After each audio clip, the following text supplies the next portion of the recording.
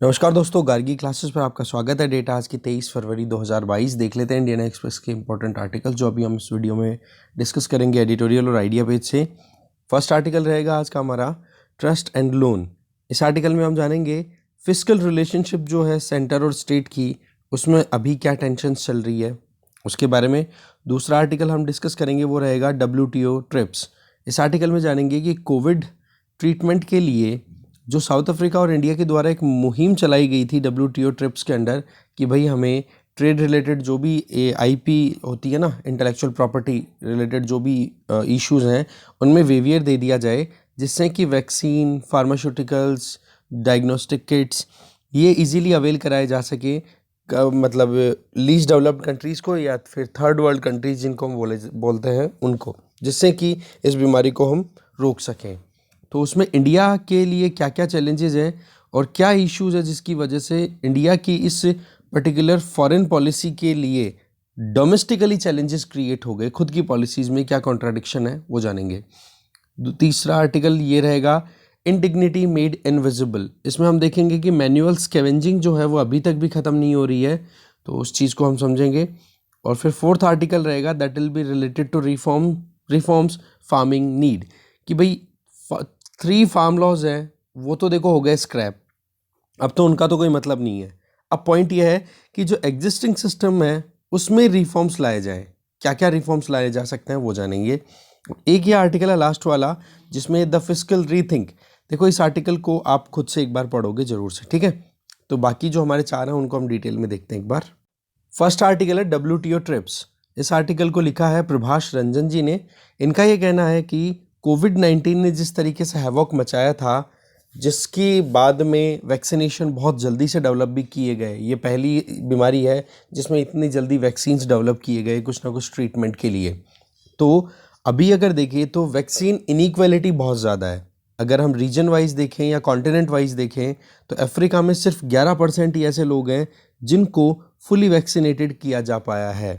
मतलब दोनों डोज जो वैक्सीन की मिली है सिर्फ 11% अफ्रीकन्स को ही मिली है। तो ये चीज़ क्या शो करती है कि कितनी ज़्यादा इनइक्वालिटीज़ हैं। और ये बीमारी ऐसी है कि जब तक कोई भी सेफ़ नहीं, इसका मतलब कोई भी सेफ़ नहीं, पूरी दुनिया सेफ़ नहीं है इस बीमारी से। ऐसा एक कॉमन ट्रेंड है इस कोविड को लेकर। तो ऐसे में कि जो अभी ग्लोबल कैपिटलिज्म है जिसमें लोग केवल बेनिफिट के लिए बात करते हैं, कंपटीशन की बात करते हैं, तो उस चीज़ को हमें थोड़ा समझना होगा कि टारगेट हमारा इस बीमारी को रोकना है, नहीं तो सबसे बड़ा नुकसान इकोनॉमीज़ को ही होता है। तो ये चीज़ कही किसने? थॉमस पिकेटी ने। ऐसे में कोविड-19 पेंडेमिक को रोकने के लिए इस ग्लोबल सिनेरियो में इंडिया और साउथ अफ्रीका दोनों साथ में आते हैं और दोनों ने ट्रिप्स जिसकी फुल फॉर्म हो गई trade related aspect of intellectual property rights, इसमें दोनों कंट्रीज़ ने अपनी तरफ से एक प्रपोजल दिया कि भाई हमें कहीं ना कहीं जो कोविड-19 से रिलेटेड वैक्सीन्स हैं, ड्रग्स हैं, थेरापेटिक्स हैं या फिर जो रिलेटेड टेक्नोलॉजीज़ हैं या डायग्नोस्टिक किट्स हैं, उनके लिए हमें IP वेवियर दे देने चाहिए, इंटेलेक्चुअल प्रॉपर्टी वेवियर दे देने चाहिए, छूट दे देनी चाहिए। क्योंकि इंटरनेशनल ट्रेड में ट्रिप्स जो है ना वो IP रिलेटेड इश्यूज़ को देखता है। दैट मीन्स कि कहाँ पर इसके बारे कोई भी, मान लो कोई प्रोडक्ट है, कोई सर्विस है, उसकी रिसर्च कहाँ हुई, क्या वो ओरिजिनल है या कहीं डुप्लीकेसी है, किसी की कॉपी किया, किसी का चोरी किया हुआ तो डिज़ाइन नहीं है। तो इसमें एक ओरिजिनलिटी के लिए ये ट्रिप्स का काम रहता है। पर यहाँ पर मुद्दा क्या है कि भाई वैक्सीन डेवलप करने वाले तो डेवलप्ड कंट्रीज़ हैं। अब वो डेवलप्ड कंट्रीज़ के अलावा कोई दूसरी देश में अगर वैक्सीन प्रोड्यूस करना या मेडिसिन प्रोड्यूस करने की कैपेसिटीज़ हैं पर वहाँ पर रिसर्च इतनी अच्छी नहीं है, तो उनको आप अलाउ करो कि हाँ जी रिसर्च तो कर दी डेवलप्ड कंट्रीज़ ने, अब उस रिसर्च के बेसिस पे अब जो डेवलपिंग कंट्री है या फिर जहाँ पर अच्छा खासा प्रोडक्शन होता है इन ड्रग्स का, तो उनको अलाउ किया जाए कि हाँ आप आराम से कर सकते हो, कोई ट्रिप्स में कोई आपके अगेंस्ट में लीगल इशू नहीं आएगा। पर मुद्दा क्या आ जाता है कि यहाँ पर साउथ अफ्रीका और इंडिया ने मूव तो कर दिया ये प्रोविज़न, पर इंडिया खुद कहीं ना कहीं उल्टे घेरे में फंस गया। वो देखते हैं आगे। तो ऐसे में ट्रिप्स एग्रीमेंट की बात करें तो ये एक इंटरनेशनल लीगल ऑर्डर है जो कि WTO के अंडर एक फ्रेमवर्क के अंडर काम करता है, जिसमें टारगेट क्या है कि भाई इंटेलेक्चुअल प्रॉपर्टी राइट्स हैं उनको प्रोटेक्शन मिले, जैसे कि पेटेंट। कि भाई किसी ने अपनी पूरी मेहनत की है, रिसोर्सेज लगाए हैं, तो उस इंडिविजुअल या उस कंपनी का वो एफर्ट है ना, वो सिक्योर होना चाहिए और उसके लिए रीपे होना चाहिए। सीधी सी बात है, कोई अगर कंपनी रिसर्च कर रही है, डेवलप कर रही है, कोई वैक्सीन तैयार किया, तो उनका ये सोचना होता है कि हम इतना पैसा लगा रहे हैं, इतनी मेहनत कर रहे हैं, तो हमें रिटर्न में मिलना चाहिए। बट मुद्दा जब ह्यूमैनिटी पे आ जाता है ना, जैसे कि कोविड ने जिस तरीके से हैवॉक मचाया है, तो ह्यूमैनिटी नहीं बचेगी तो फिर बाद में आप क्या प्रॉफिट कमाओगे। तो इस चीज़ को लेकर के एक ये मैसेज देना था, ये जो प्रपोजल था साउथ अफ्रीका इंडिया का डब्ल्यूटीओ के इस ट्रिप्स के अंडर, वो ये था कि जो कंपनियां हैं वो अपनी सुप्रा नॉर्मल प्रॉफिट्स को एक बार साइड में कर सकती हैं। दैट मीन्स सुप्रा नॉर्मल का मतलब कि जितना उन्होंने एक्सपेक्ट नहीं किया था ना, उससे ज़्यादा उनको बेनिफिट हुआ। कारण कि वैक्सीनेशन के लिए तो हर कोई चाहता है कि हाँ भाई मैं प्रोटेक्टेड रहूं बीमारी के खिलाफ में, तो उनको बहुत बेनिफिट हुआ। तो कंपनीज को ये एक रिक्वेस्ट थी, है ना, कि भाई आप छोड़ो इन चीज़ों को, आपको बेनिफिट बाद में मिल जाएगा, पर एक बार ह्यूमन बीइंग को तो बचा लो। ठीक है। अब देखो डब्ल्यूटीओ में जिस तरीके से ये प्रोविज़न डाले गए, अब डब्ल्यूटीओ में ये ट्रिप्स का जो सेगमेंट है ये काम क्या कर रहा है कि भाई आप अगर ह्यूमैनिटी को प्रोटेक्ट करने का काम ही नहीं कर रहे हो, तो फिर कैसे आपका कैपिटलिज्म प्रमोट होगा। तो उस चीज़ में तो ट्रिप्स फेल हो गया। दूसरी तरफ अभी तक भी इस पे कोई एक्शन नहीं लिया गया है। साउथ अफ्रीका और इंडिया ने जो बात बोली, पर अंदर ही अंदर कुछ बातें ऐसी निकल के आ रही हैं कि ट्रिप्स का जो वेवियर है ना, ये जो इंटेलेक्चुअल प्रॉपर्टी राइट्स में छूट देने की जो बात की जा रही है, उसमें ज्योग्राफिकली लिमिटेशंस अप्लाई की जा रही है। और वो ज्योग्राफिकली लिमिटेशंस क्या है? इंडिया को एक्सक्लूड करने वाली। अब ये अपने आप में बड़ी प्रॉब्लम वाली चीज़ है हमारे लिए कि हमने ही तो प्रपोजल दिया और हमें एक्सक्लूड कर रहे हो। दूसरा, ये जो ट्रिप्स में वेवियर दिया जा रहा है, इसमें कुछ लिमिट्स भी अप्लाई की जा रही है कि केवल वैक्सीन में है ना, उसी में केवल इंटेलेक्चुअल प्रॉपर्टी राइट्स का रिलैक्सेशन मिलेगा, बाकी डायग्नोस्टिक किट्स और थेरेपेटिक्स जो ड्रग्स हैं उन पे ध्यान नहीं दिया जाएगा। तो ये दो कंसर्न्स हैं जो कि इस मुद्दे को ही कहीं ना कहीं बिगाड़ देते हैं कि भाई एक तो इंडिया ने प्रपोजल दिया, इंडिया को ही आप एक्सक्लूड कर रहे हो, और दूसरी तरफ केवल वैक्सीन्स को ही आप क्यों वेवियर दे रहे हो ट्रिप्स के अंडर में। दो तो फिर बाद में पूरी जितनी भी रिक्वायरमेंट है, डायग्नोस्टिक किट्स भी आ गई, ड्रग्स भी आ गई, थेरेपेटिक्स आ गई, सब कुछ आ गया, ठीक है, कोविड से रिलेटेड। तो यहां पर मुद्दा हमारे लिए जो इंपॉर्टेंट है दैट इज कि भाई इंडिया को क्यों इग्नोर किया जा रहा है, क्योंकि हमने तो खुद ने एक फ्रंट रनर के तौर पे हम तो एक खुद लीड रोल प्ले कर रहे थे कि भाई ट्रिप्स में वेवियर मिलना चाहिए कोविड को ट्रीट करने के लिए। तो इसके लिए ये कंसिडर किया जा रहा है कि ये हमारी इकोनॉमिक डिप्लोमेसी का एक फेलियर है। फिर राइटर ये बोल रहे हैं कि केवल हम इकोनॉमिक डिप्लोमेसी का फेलियर नहीं मान सकते, इसके लिए हमें हमारी डोमेस्टिकली जो भी पॉलिसीज गवर्नमेंट ने इम्प्लीमेंट की है ना, उनको भी हमें देखना होगा कि भाई डोमेस्टिकली हमने जो भी एक्टिविटीज़ की कोविड को कंटेन करने के लिए और या कोविड के टाइम पे, और उसका असर हमारे ग्लोबल कैंपेन पे क्या पड़ा। तो सबसे पहले हाईलाइट कर रहे हैं कि देखो पेंडेमिक पीरियड के टाइम पर हमारे यहाँ पर ऑलरेडी जो पेटेंट एक्ट अवेलेबल है ना, उस एक्ट के अंडर में एक प्रोविजन है that is known as compulsory licensing. That means कि अगर किसी कंपनी ने, फॉर एग्जाम्पल कोवैक्सीन की हम बात करें, कोवैक्सीन भारत बायोटेक ने डेवलप कर लिया था। अब भारत बायोटेक से एग्रीमेंट कर सकती थी गवर्नमेंट और ये कह देती कि भाई वैक्सीन्स की बहुत ज़्यादा डिमांड है, तो ऐसे में आपने जो रिसर्च एंड डेवलपमेंट किया है उसके लिए आपको बहुत बहुत धन्यवाद, और आपको एक प्रॉपर अप्रोप्रिएट प्राइस पे की जाएगी, और आपका जो टेक्निकल नो हाउ है ना, कि जिस तरीके से आपने ये वैक्सीन डेवलप किया है वो आप हमें दे दो, जिससे कि हम 2-3 और दूसरी कंपनियों के साथ में वो टेक्निकल नो हाउ या जो प्रोसीजर है जो आपने रिसर्च की है वो हम उनके साथ शेयर कर लें और वैक्सीन की प्रोडक्शन को हम थोड़ा सा बूस्ट दे दें। पर गवर्नमेंट ऑफ इंडिया ने इस पर कोई एक्शन नहीं लिया। इवन जुडिशरी ने भी इस बात को कहा था कि भाई हमारे पास में कंपल्सरी लाइसेंसिंग का प्रोविज़न अवेलेबल है, तो क्यों नहीं हम वैक्सीन को और ज़्यादा लार्ज क्वांटिटी में प्रोड्यूस कराने के लिए इस तरीके से कंपल्सरी लाइसेंसिंग का यूज़ कर सकते हैं। पर सरकार ने कोविड-19 की जो सेकंड वेव की जो पीक चल रही थी ना, उस टाइम पर भी सेंट्रल गवर्नमेंट ने इस तरीके के प्रोविजंस पर कोई एक्शन नहीं लिया। तो ये जो चीज़ है ना कि आप डोमेस्टिकली तो जो आपकी कंपल्सरी लाइसेंसिंग है उसका आपने यूज़ किया नहीं, जिसमें जो पेटेंट एक्ट है उसको आप बाईपास कर सकते थे, आप जो इंटेलेक्चुअल प्रॉपर्टी राइट्स है उनमें छूट दे सकते थे। पर मुद्दा क्या आ गया कि आपने कुछ भी ध्यान नहीं दिया। उल्टा ये कहा, गवर्नमेंट ने ये कहा कि भाई हमारे पास में रॉ मटेरियल की कमी है इसलिए हम प्रोड्यूस नहीं कर पा रहे हैं, आईपी रिलेटेड कोई इशू नहीं है। पर मुद्दा क्या है कि आईपी रिलेटेड कोई इश्यू नहीं था तो कम से कम ये रिलैक्सेशन दे सकते थे अकॉर्डिंग टू द राइटर। अब देखो उस टाइम पे सरकार के जो डिसीजन थे वो सरकार का आर्ग्यूमेंट भी हमें मिल गया कि भाई हमारे पास में रॉ मटेरियल की शॉर्टेज थी और वाकई में उस टाइम पे रॉ मटेरियल की शॉर्टेज चल भी रही थी। ठीक है, तो ऐसे में एक तरफ तो हम ग्लोबल एजेंडा क्या लेकर के चल रहे हैं कि ट्रिप्स में आईपी रिलेटेड वेवियर मिले, और दूसरी तरफ हमारे यहाँ पर आईपी रिलेटेड वेवियर हमने डोमेस्टिकली नहीं दिए, तो कॉन्ट्राडिक्शन आया कि नहीं। तो ये एक मुद्दा आ गया जिसकी वजह से कहीं ना कहीं इंडिया जो अपना एक कहते हैं ना कि वेवियर दिलाने का जो पूरा झंडा आगे लेके चल रहा था वहीं पर इंडिया घेरे में आ गया। इसके अलावा दूसरा पॉइंट बता रहे हैं वो देखते हैं।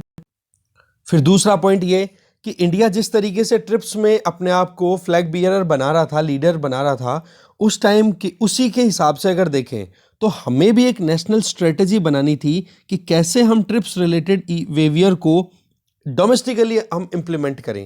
भाई सीधी सी बात है कि दूसरे कंट्रीज़ को अगर आप कुछ करना अगर प्रमोट करना चाहते हो, इंस्टिगेट करना चाह रहे हो कि हाँ जी आप इंसिस्ट करना चाह रहे हो, इंस्टिगेट नहीं इंसिस्ट करना चाह रहे हो, तो उस केस में आपको खुद के डोमेस्टिक लॉज को भी उसी तरीके से फॉर्मुलेट करना होगा, या फिर जो लॉज बने हुए हैं उनको एग्जैक्टली उसी मैनर में इम्प्लीमेंट करना होगा जैसा कि आप दूसरे कंट्रीज से चाहते हो। अब देखो इसमें ये है कि दूसरे कंट्रीज़ जो हैं उनके साथ में जो इंटेलेक्चुअल प्रॉपर्टी लॉज हैं उनके अकॉर्डिंग हमें हमारा भी लॉज चेंज करने होंगे। ट्रिप्स में इंडिया जो है वो एक लीडिंग कंट्री के तौर पे काम कर रहा है कि हमें कैसे भी करके वेवियर मिल जाए और प्रोडक्शन मैक्सिमाइज़ किया जाए, पर वही चीज़ है कि हमें खुद को एक मॉडल लॉ ड्राफ्ट करने की ज़रूरत थी कि हाँ भाई वाकई में हम कैसे, अगर ट्रिप्स अपनी तरफ से वेवियर देता है तो इंडिया में वो वेवियर वाला जो प्रोविज़न है वो कैसे इंप्लीमेंट होगा। इससे क्या होता कि इंडिया की टेंडेंसीज जो इंटेंट था ना वो एकदम क्लियर हो जाता ग्लोबल प्लेटफॉर्म्स पे। तो ये एक मुद्दा बताया जा रहा है। तीसरा पॉइंट ये कि सरकार जो है वो इंडियन फार्मास्यूटिकल इंडस्ट्रीज़ को कॉन्फिडेंस में लेने में फेल हो गई। अभी अगर देखें तो जितनी भी फार्मास्यूटिकल कंपनीज हमारे देश में हैं उनमें एक डिवाइडेड वॉइस निकल रही है, जिसमें से एक सेक्शन क्या कहता है कि हम बिल्कुल भी इंडिया के इस पर्टिकुलर कैंपेन में सपोर्ट करने के लिए रेडी नहीं है, जिसमें इंडिया जो है वो आईपी राइट्स को या आईपी वेवियर की बात कर रहा है ट्रिप्स में, बोला हमारे लिए वो फेवरेबल नहीं है। तो ऐसे में हमें कम से कम डोमेस्टिक जो फार्मास्यूटिकल कंपनीज है ना उनको तो कॉन्फिडेंस में लेना था। फिर चौथा कारण ये बताया जा रहा है कि इंडिया जो है वो कुछ कंट्रीज़ में से एक है जिन्होंने कोविड-19 के अगेंस्ट में सक्सेसफुली वैक्सीन डेवलप किया बहुत कम टाइम में, जिसमें हमारा भारत बायोटेक का कौन सा कोवैक्सीन जो हमारा डोमेस्टिकली रिसर्च एंड डेवलपमेंट हुआ है और इसका प्रोडक्शन भी हमारे यहाँ पर लोकली हो रहा है। तो ऐसे में टैक्स पेयर्स की जो मनी है उसको आपने वैक्सीन डेवलपमेंट के लिए इन्वॉल्व किया, तो ऐसे में हमें टेक्निकल नो हाउ है वो हम वर्ल्ड के साथ भी तो शेयर कर सकते थे।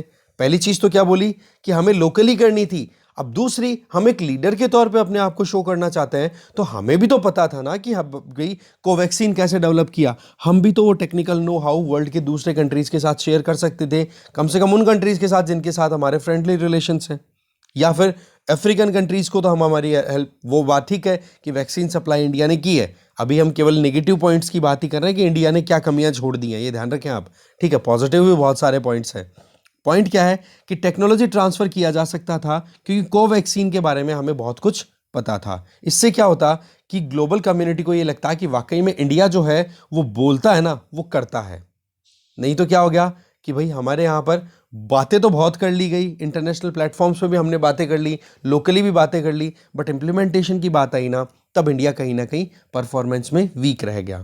तो ऐसे में वेस्टर्न डिप्लोमेट्स का तो यूँ लगता है कि इंडिया के इंटरनल एक्शंस को बड़ा अच्छे गौर से देखते हैं और फिर उसके हिसाब से इंडिया की ड्यूप्लिसिटी को अंडरस्टैंड कर रहे हैं और फिर उस चीज़ को देख करके और इंडिया को ये ट्रिप्स में वेवियर मिल रहा है ना उससे एक्सक्लूड करने की अटेम्प्ट कर रहे हैं कि बोले इंडिया में तो इस तरीके के प्रोविज़न हो ही रहे हैं कि इंटरनेशनली बातें तो हमेशा अच्छी अच्छी करता है, या फिर वेवियर की कर दी पर डोमेस्टिकली खुद अपने मार्केट में इन्होंने वेवियर नहीं दिया।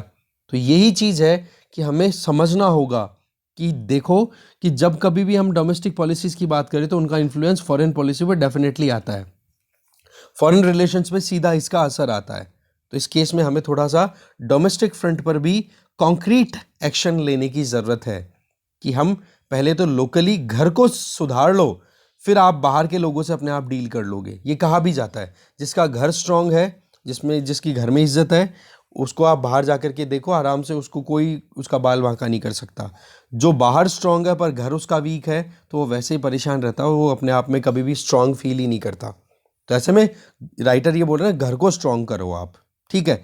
तो ये कारण है जिसकी वजह से इंडिया को WTO ट्रिप्स में कुछ चैलेंजेस का सामना करना पड़ रहा है।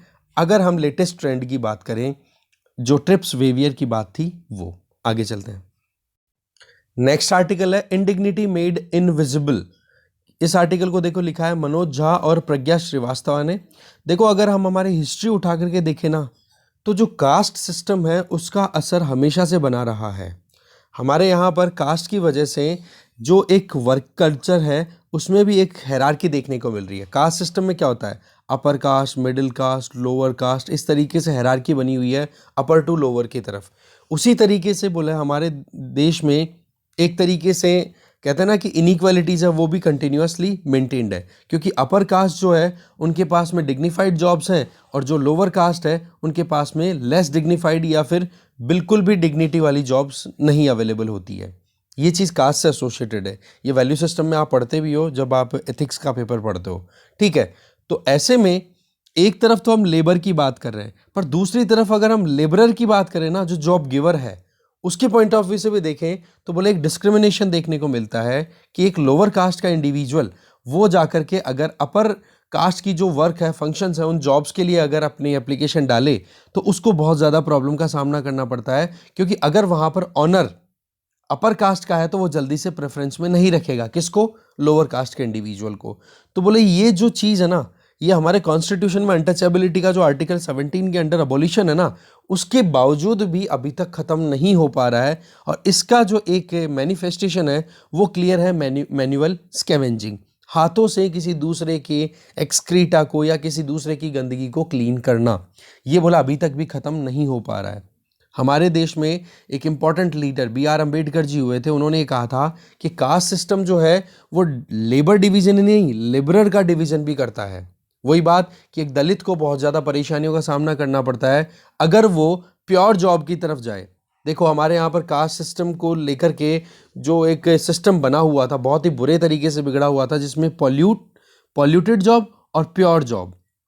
प्योर का मतलब जो साफ़ सुथरी बड़े जॉब अपर कास्ट के जो लोग हैं वो करते थे, और जो पॉल्यूटेड जॉब है इसका मतलब हो गया कि जो लोअर कास्ट के लोग करते थे, जिसमें मैनुअल स्कैवेंजिंग भी एक चीज़ आ गई।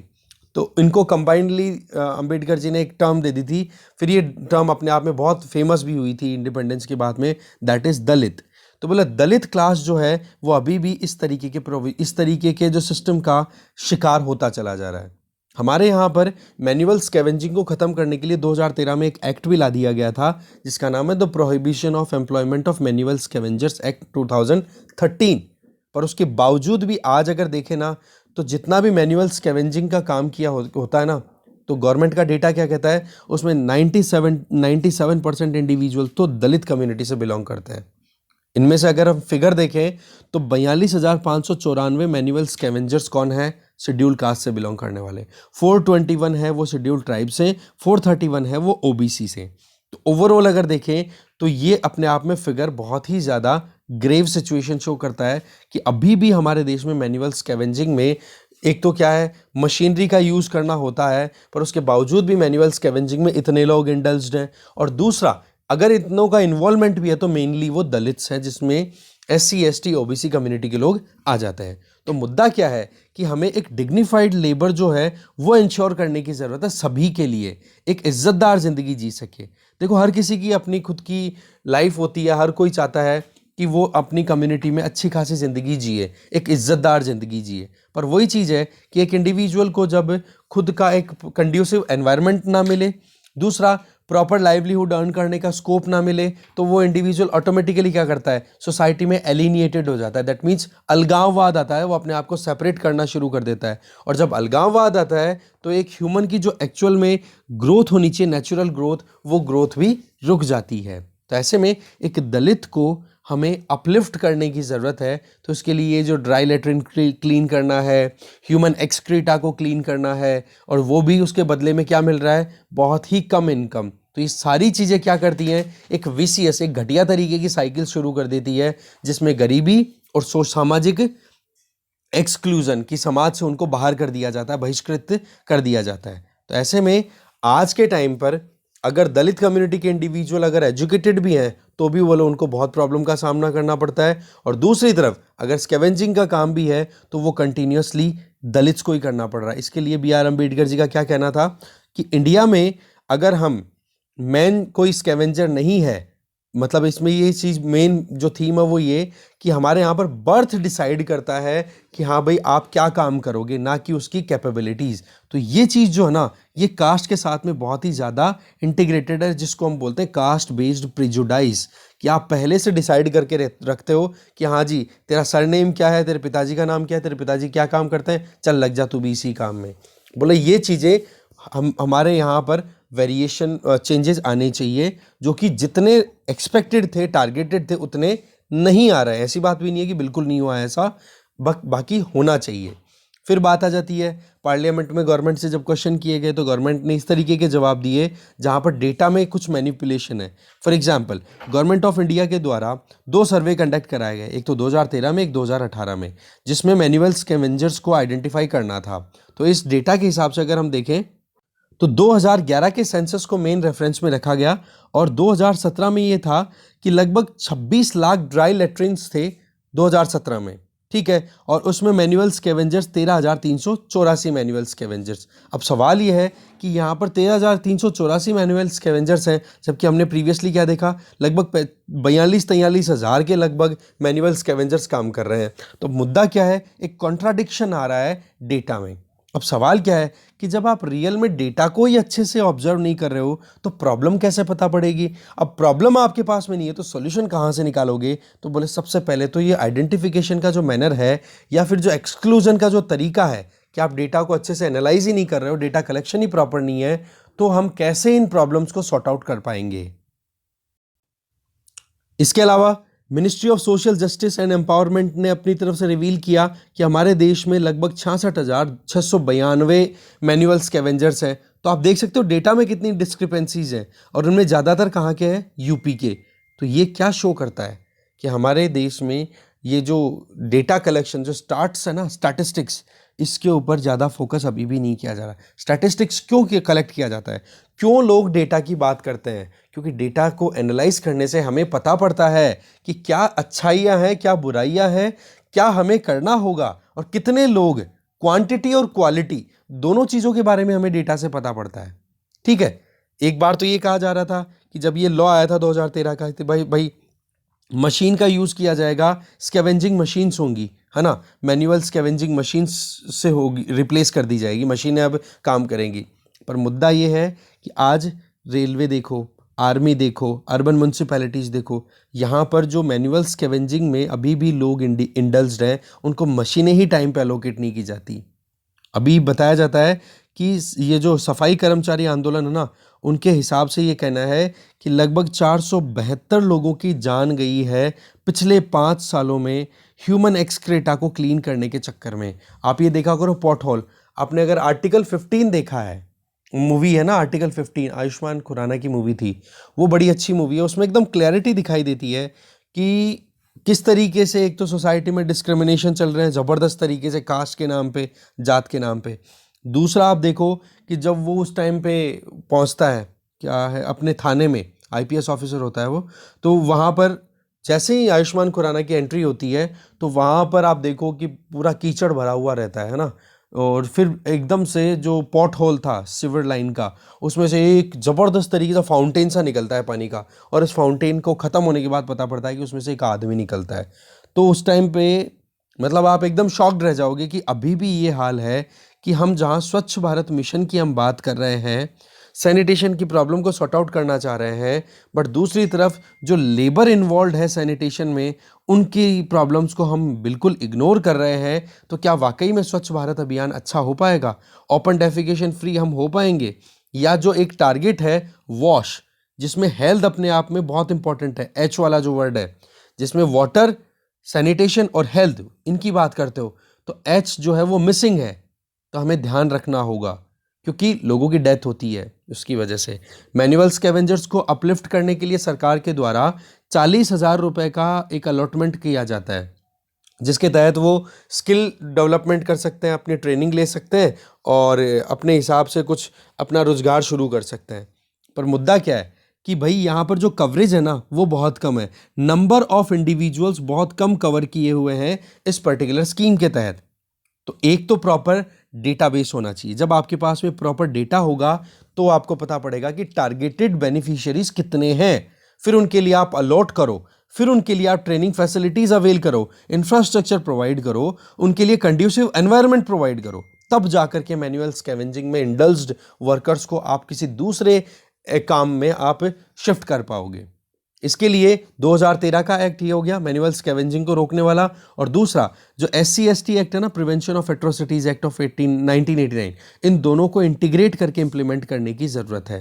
क्योंकि होता क्या है कि अगर मान लो कि जॉब अगर गवर्नमेंट ने रिलीज कर दी कि भाई हाँ यहाँ पर म्यूनसिपैलिटी में या रेलवे में सफाई कर्मचारियों की ज़रूरत है, तो उस सफाई कर्मचारियों में अगर कोई इंडिविजुअल जॉब लेने के लिए चला गया और उसमें से अगर यहाँ पर राइटर्स ये बोलना चाह रहे हैं कि अगर वहाँ पर कोई भी दलित नहीं है, दलित के अलावा जो बची हुई कम्युनिटी से कोई भी इंडिविजुअल अगर वहाँ पर जॉब ग्रैब कर लेता है सफाई कर्मचारी का, तो वो क्या करता है, अपनी जॉब को आउटसोर्स कर देता है। दैट मीन्स कि दूसरे किसी नीडी को जॉब दे देता है और ये कहता है कि देख मेरे को 1000 रुपये मिलते हैं दिन के या 500 रुपये मिलते हैं, जितना भी, उसमें से एक हिस्सा तो वो रख लेगा और बाकी कहता है तू मेरे नाम पे काम कर, मैं तेरे को महीने के महीने इतने रुपया दे दिया करूँगा। तो इस तरीके से बोला है अल्टीमेटली जो मार पड़ती है ना वो पड़ती है दलित्स पे ही। और इस तरीके से जो डेटा कलेक्शन में भी है ना वो इंक्लूड नहीं हो पाता है वो दलित। क्यों?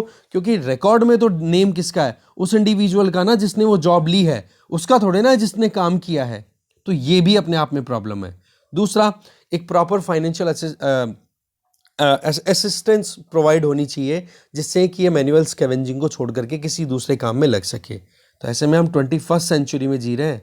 कास्ट डोमिनेशन अभी तक भी कंटिन्यू है, जो हमें सही में इनकी जो बुरी परिस्थिति है इसको एक्नॉलेज करने में प्रॉब्लम आ रही है। इन पर हमें काम करने की ज़रूरत है, जस्टिस देने की ज़रूरत है, डिग्निफाइड लेबर देने की ज़रूरत है, तब जाकर के हम 21st सेंचुरी के इंडिया बोल पाएंगे खुद को।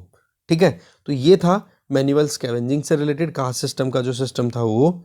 ठीक है, और लेबर में या फिर इनइक्वालिटीज़ जो है वो चल रही है, उसके बारे में आगे चलते हैं। Next article, reforms farming need. देखो आर्टिकल को लिखा गया है पूर्णिमा वर्मा और निकिता गुप्ता जी के द्वारा। इनका ये कहना है कि सेंट्रल गवर्नमेंट ने 3 फार्म लॉज इंट्रोड्यूस किए थे, तीनों फार्म लॉज फार्मर्स के प्रोटेस्ट को फॉलो करते हुए खत्म कर दिए गए। अब सवाल ये है कि क्या हमारे यहाँ पर फार्मिंग सेक्टर में रिफॉर्म्स की ज़रूरत है भी कि नहीं? तो इसका आंसर है यस, वी नीड इट। तो much needed APMC agriculture produce market committee reforms की ज़रूरत है। ये जो मंडियाँ होती है ना, इनको ऑपरेट करने के लिए हर एक स्टेट में separate agriculture produce market committee होती है। अब सवाल यह है कि APMC मार्केट को हमें रिवैम्प करने की ज़रूरत है ओवरहोल। दैट मीन्स जो भी कमियां हैं उनको हमें करेक्ट आउट करने की ज़रूरत है।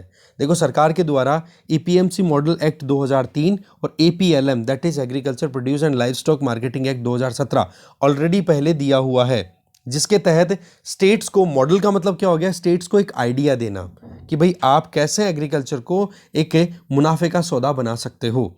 तो उससे रिलेटेड ये दोनों एक्ट्स अवेलेबल है और उसके बेसिस पे बोला हमने कुछ अंडरस्टैंडिंग डेवलप करने के लिए हमने रिसर्च भी की। तो हमने 3 स्टेट्स की APMCs को विजिट किया जिनमें हमारा मेन फोकस था महाराष्ट्र में, जहां पर सबसे पहले APMC मॉडल एक्ट 2003 को अडॉप्ट किया गया था।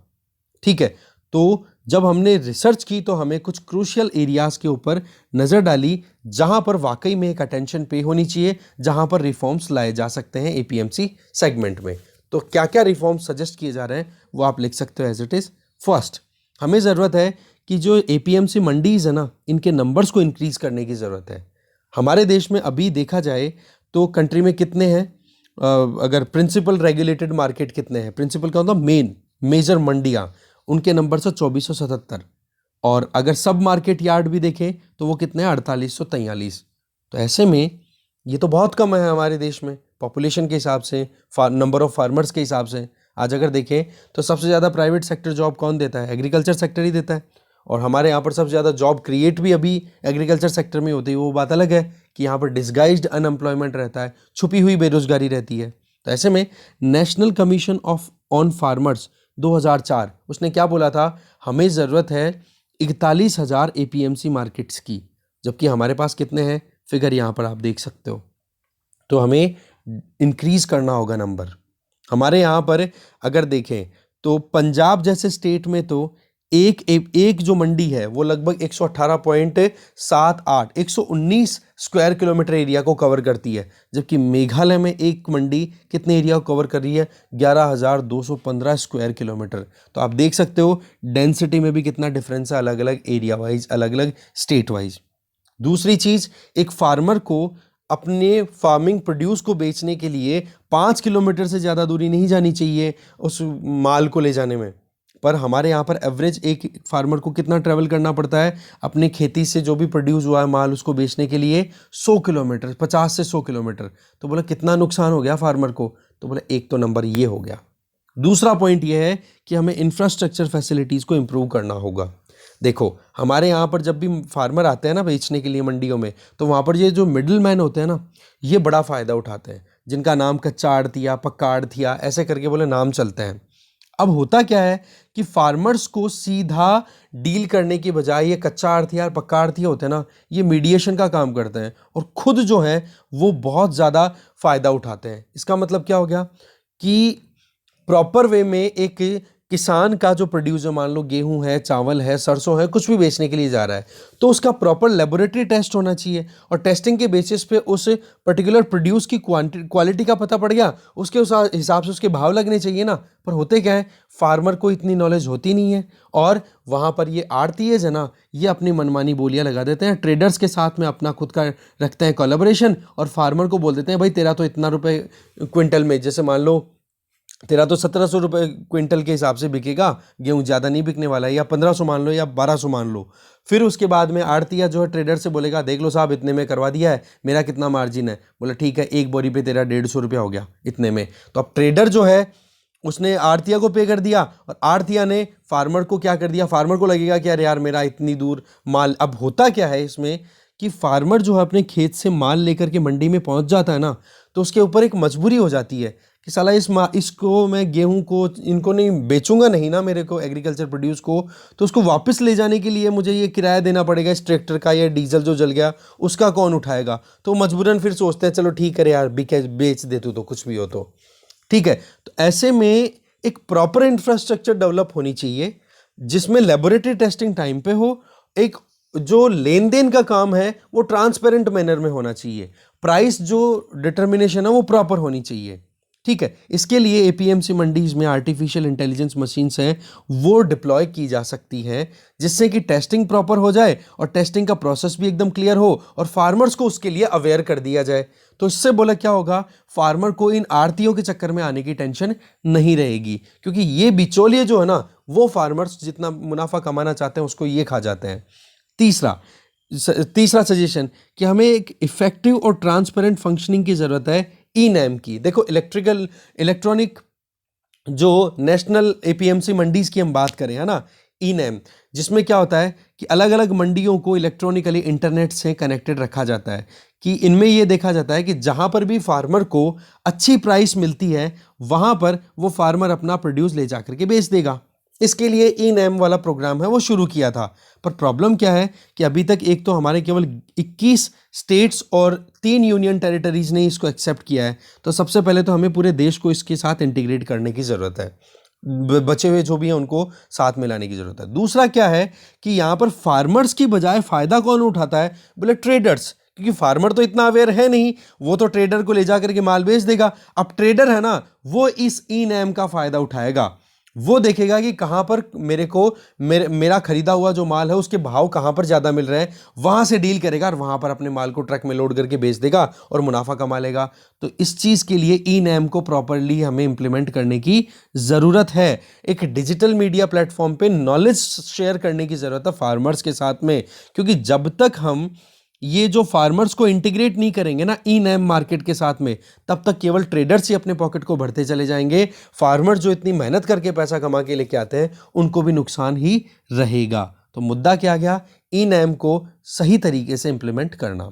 चौथा सजेशन कि एमएसपी जो है ना वो आप डिक्लेयर करते हो बट एमएसपी जब भी बोली लगे ना किसी भी फार्म प्रोड्यूस की, तो उसके लिए वो स्टार्टिंग बिडिंग प्राइस होनी चाहिए। ऐसा नहीं, मान लो सरकार ने 2,000 रुपए गेहूं के लिए फिक्स कर दिए, राइट, तो अब इस केस में अगर गेहूं की बोली लग रही है तो वो 2,000 रुपए के ऊपर ही लगनी चाहिए मंडियों में। ऐसा नहीं होना चाहिए कि भाई 2,000 तो मैक्सिमम है सरकार की, हम तो शुरू ही 1,500 से करेंगे, हाँ जी 1,500 एक क्विंटल, 1,600, 1,800, ऐसे करते करते पता पड़ा कि 1,900 रुपए पर क्विंटल के ऊपर आते आते तो सबने एग्जॉस्ट कर दी, इससे ऊपर हम नहीं जाएंगे।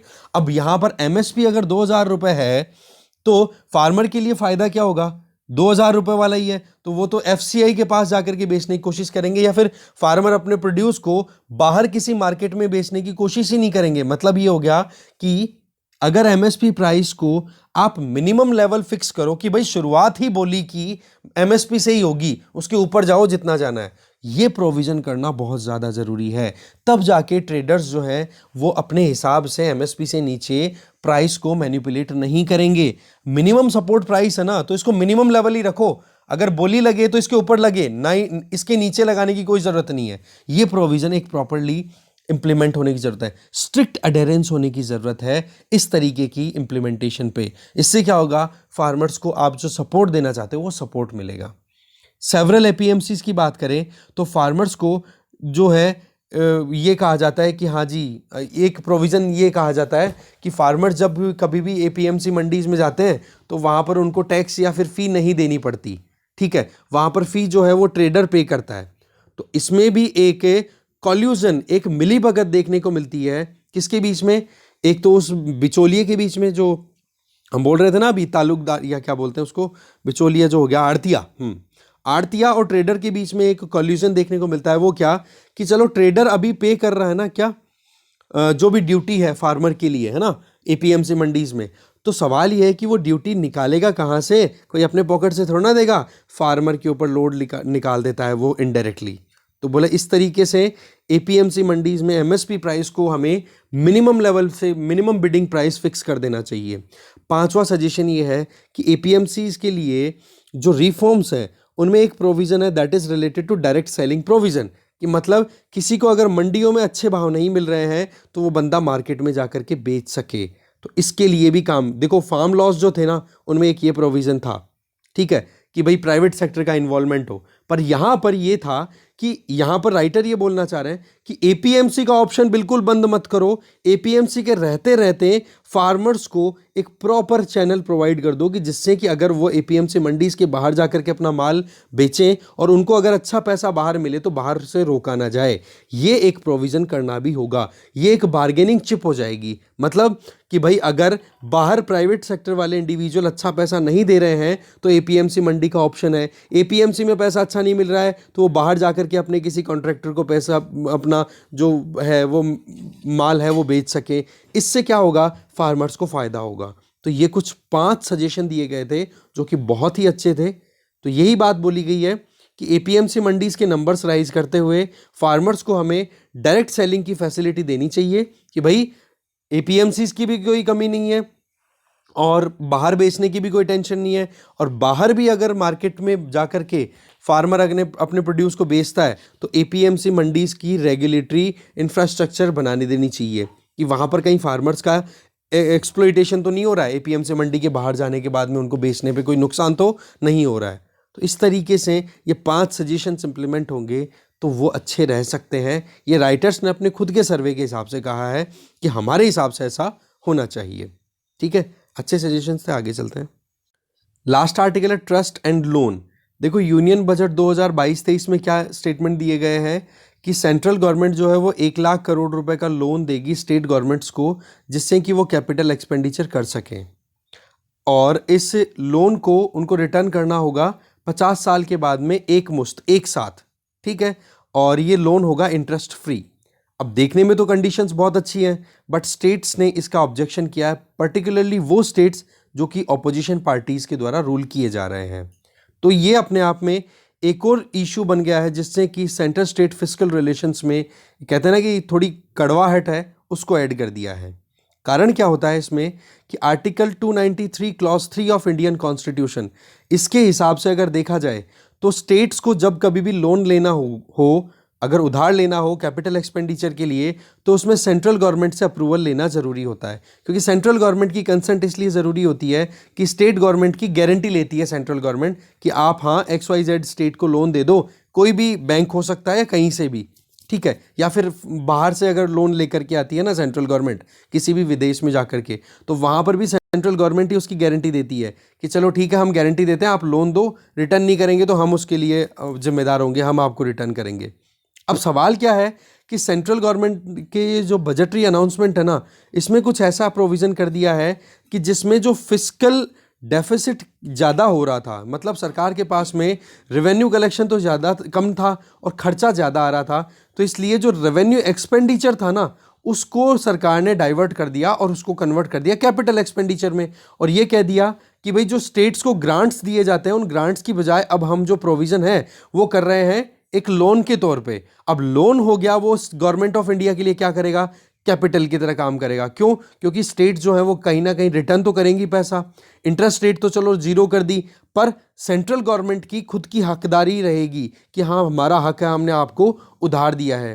तो एक तो स्टेट्स का कंसर्न ये है कि भाई सेंट्रल गवर्नमेंट से अप्रूवल लेना पड़ेगा हमें लोन लेने के लिए।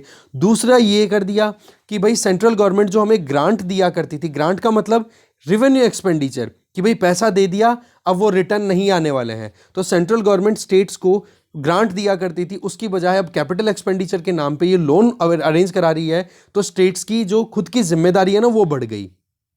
जबकि प्रीवियस ट्रेंड अगर हम देखें तो जो 15th फाइनेंस कमीशन है उसके स्टेटमेंट के हिसाब से सीधा ये कहा गया कि जो स्टेट्स की जिम्मेदारी है सेंट्रल गवर्नमेंट पे वो देखो कम हो गई है। इसके अलावा सेंट्रल गवर्नमेंट को भी थोड़ी फ्रीडम है कि उनके ऊपर कोई ऑब्लिगेशन है, स्टेट्स को भी कोई ऑब्लिगेशन नहीं है कि वो सेंट्रल गवर्नमेंट की कुछ बातें माने, पर सेंट्रल गवर्नमेंट अपने तरीके से अभी क्या कर रही है कि अपने कंट्रोल को और ज़्यादा बढ़ाती चली जा रही है स्टेट गवर्नमेंट्स पे, और किसके थ्रू, फिस्कल मैनेजमेंट में पर्टिकुलरली, कि जो रेवेन्यू है, जो ग्रांट्स मिलते हैं उन पे सारी पे। तो यही एक अपने आप में मुद्दा अभी निकल के आ रहा है जिसके चलते एक कंटेंशियस इशू बन गया है, जहां पर सेंटर स्टेट रिलेशंस में एक कहते हैं ना कि फॉल्ट लाइन है वो क्रिएट हो गई है, क्योंकि वैसे ही जो डिस्ट्रस्ट का माहौल है वो कंटिन्यू बना हुआ है। देखो बात ऐसी है कि इसमें ये जो 1 लाख करोड़ रुपए का लोन का प्रोविज़न है ये हर एक स्टेट को लेना पड़ेगा ऐसा कुछ नहीं है, ये उनकी विल पे है, वो चाहे तो ले सकते हैं स्टेट गवर्नमेंट और वो चाहे तो मना कर सकते हैं। पर पॉइंट क्या आ गया कि उनको कहीं ना कहीं सेंट्रल गवर्नमेंट को रिटर्न तो करना ही पड़ेगा ना, ये अपने आप में उनके लिए एक थोड़ा सा इशू आ रहा है। ठीक है, दूसरा मान लो कि जहाँ पर पॉलिटिकली अलाइंड स्टेट गवर्नमेंट चल रही है, जैसे बीजेपी की सरकार ही सेंटर में है और बीजेपी या उसकी जो कॉलेशन की जो पार्टीज़ हैं, जैसे एनडीए जिसको हम बोल रहे हैं, तो एनडीए से रिलेटेड जो पार्टीज़ है वो अगर कहीं पे रूल कर रही हैं तो वो तो चलो मान जाएंगी एक बार में, पर सवाल क्या है, उधार लेना हो रहा है उनको, ठीक है ना।